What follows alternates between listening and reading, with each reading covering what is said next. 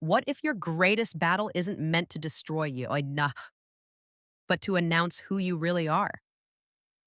David thought he was just delivering bread, but God was setting him up to defeat a giant. David wasn't a soldier. He was a teenage shepherd, short, young, and overlooked. While his brothers wore armor, David carried a harp and took care of sheep. He wasn't trained for war, but he was trained in faith. Because while everyone else was preparing on the battlefield, David was preparing in the presence of God.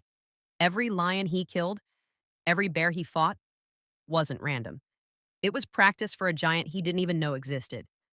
Sometimes God allows private battles because he's preparing you for a public victory. Goliath wasn't just big, he was terrifying. 9 feet tall, historically recorded in 1 Samuel 17, 125 pounds of armor, a spearhead as heavy as a sledgehammer. A warrior from youth, trained to kill Israel, ran in fear for 40 days. But David didn't run away. He ran toward him. Why?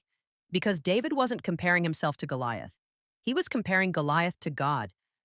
Your giant looks unbeatable only when you measure it against yourself, but compare it to God, and it suddenly looks small.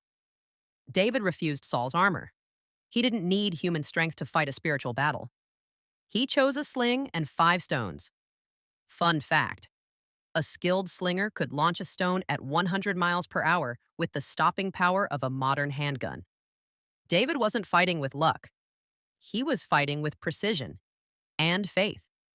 God doesn't need big tools to give big victories. He just needs someone willing to trust him. Goliath cursed David, but David declared, "I come in the name of the Lord."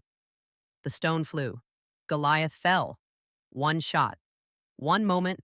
A lifetime of preparation. David didn't just kill a giant, he changed a nation.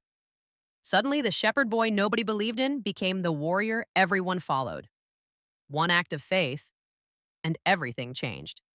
You may feel too small, too inexperienced, too unqualified. Good. So did David. God doesn't choose the strongest. He strengthens the chosen. Your giant isn't proof you're weak. It's proof you're called. The battle you're facing is the gateway to the life God designed for you. Run toward it. Whatever your Goliath is today, fear, debt, failure, insecurity, don't face it alone. Face it with God. If you're ready to defeat your giants, comment, "This battle is won in Jesus' name." Subscribe for more faith-building messages.